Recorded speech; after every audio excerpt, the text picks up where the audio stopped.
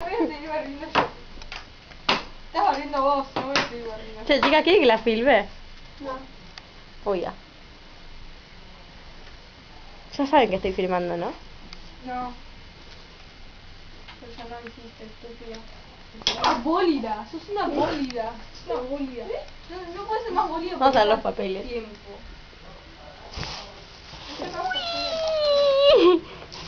Vamos a ver a Melissa.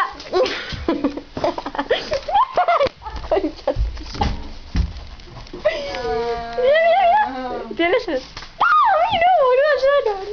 ¡Ya! Bueno, como ves, se llenó el cuarto.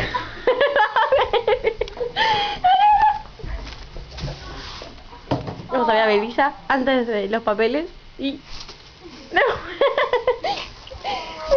Me rompí con la caja.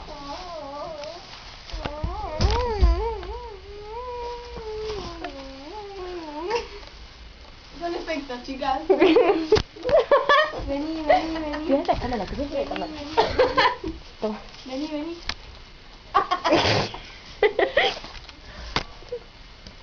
Es buenísimo.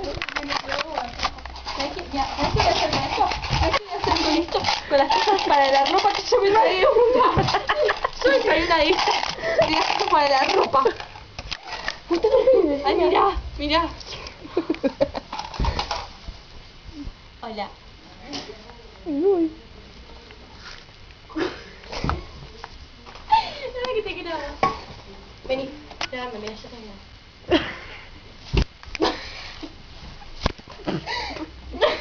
Graba todo el cuarto sin el papel, vuelve por Dios.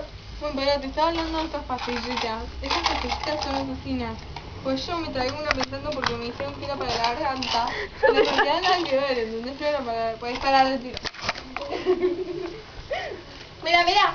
Bueno, para estas pastillitas me las tragué y tuve que tomar 200 kilos de cosas. Porque estas que una mierda es una asesina. Nadie me responde, Así. cámara, respondeme, cámara. Así Delfina. Hola. De re nota que no le cae en la cabeza, ¿viste? Como así. Yo no voy a limpiar el boca, cuento. Es muy largo, apagalo. Dame que te tiro última. Ahora. Un corte que se no se vea nada.